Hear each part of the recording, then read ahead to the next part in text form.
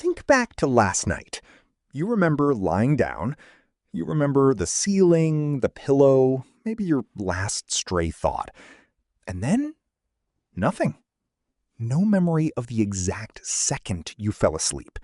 Not blurry, not vague, completely blank. Every single night of your life, you cross a border into unconsciousness. And every single night, your brain refuses to hand you a receipt. That's strange when you think about it. You remember waking up. You remember dreams, sometimes in vivid detail. But the moment of falling asleep itself? Erased before it even happened. Here's the reframe nobody asks. What if that gap isn't a glitch? What if it's one of the oldest safety systems your brain has? A system built for a world where falling asleep in the wrong place at the wrong moment could get you killed. Let's start with what's actually happening inside your skull in that final stretch before sleep. As you drift off, your brain doesn't switch off like a light. It slides through a stage called hypnagogia, the fuzzy borderland between waking and sleep. Your brain waves shift from fast, alert alpha waves into slower theta waves. Your muscles loosen. Your sense of your own body starts to blur. Some people feel like they're falling. Others see flashes of color, faces, half-formed scenes, tiny dreamlike fragments called hypnagogic hallucinations. Almost everyone experiences this stage. Almost no one remembers it clearly the next morning. Here's why. Deep in your brain sits the hippocampus, the structure that takes your day's experiences and files them into memory you can later recall. As you fall asleep, hippocampal activity changes dramatically. The recording system that normally logs your life starts winding down before you're even fully unconscious. So the last few minutes of being awake are being lived, but not being written down. Sleep researchers who study this transition have repeatedly found the same pattern. Wake someone up seconds after they cross into sleep, and they often can't say when it happened. Not because it happened too fast to notice, but because the save button was already off. You're not failing to remember falling asleep. Your brain never took the memory in the first place. Now, here's the obvious next question. Why would evolution build a brain that stops recording at the exact moment you're most vulnerable? Lying still, eyes closed, unaware of your surroundings? That should be the moment memory matters most, not least.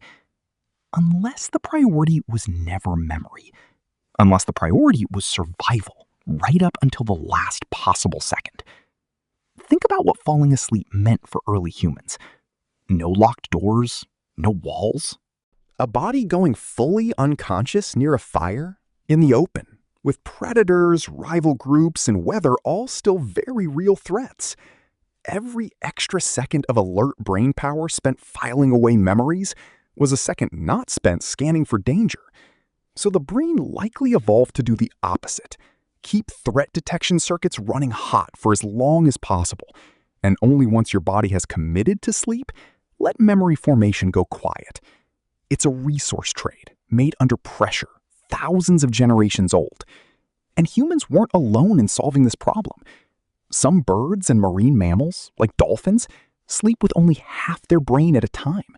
One hemisphere resting, the other keeping watch, quite literally, on the world around them.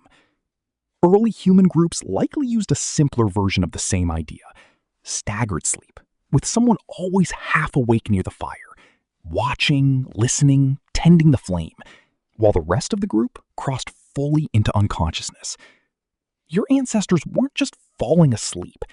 They were negotiating it, as a group, one shift at a time. Here's the part that surprises most people.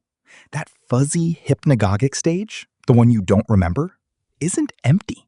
It's actually one of the most mentally active periods of your entire day. Fragments of memory, unrelated images, and loose associations all collide in ways they never would while you're fully awake and focused. Some of history's most famous, sudden ideas may have come from exactly this state. Salvador Dali reportedly held a spoon over a metal plate while dozing in a chair. The moment he drifted into hypnagogia, his hand relaxed, the spoon dropped, the clatter woke him, and he'd catch the strange, loose images his mind had just produced. Thomas Edison is said to have used a similar trick with steel balls in his hands. Whether or not the anecdotes are told perfectly, the underlying mechanism is real. In that borderland stage, your brain briefly loosens its usual rules, letting ideas connect in ways they can't when you're wide awake and filtering everything. So the very same blackout that erases your memory of falling asleep might also be the reason that stage feels so creatively strange when you do catch it. You're not missing a boring transition. You're missing a brief window where your mind runs looser than at almost any other point in the day, and then locks the door behind it. For most of human history, falling asleep had clear cues. Darkness, a dying fire, the sound of a group settling down together. Those signals told the brain it was safe to hand off the last of its alertness and let go. Modern life scrambled almost all of those cues. Screens keep light hitting your eyes late into the night. Notifications keep part of your brain in scanning mode right up until the second you try to sleep. Many people now fall asleep alone, in silence, without the ancient background hum of a group nearby. The very signal that once told the brain it was finally safe to switch off memory and drop into sleep. Now, that mismatch is a real contributor to how common trouble falling asleep has become. To be fair, it's not all loss. Modern life also removed the actual predators, the actual exposure, the actual reasons your ancestors needed a half-awake century by the fire in the first place. We traded one set of sleep problems for a very different, much safer set. The system built to protect a version of you sleeping in the open is still running inside a version of you sleeping behind a locked door, which is part of why understanding it changes how you might treat your own sleep, not as a flaw to fight, but as a very old system still doing its very old job. So go back to last night. You remember lying down. You don't remember falling asleep. Now you know why. Not a failure of memory, but memory being switched off on purpose, in the last stretch before unconsciousness, by a brain still running on rules written for a world with fire, threat, and a watchful group nearby. Every night, you're not losing a memory.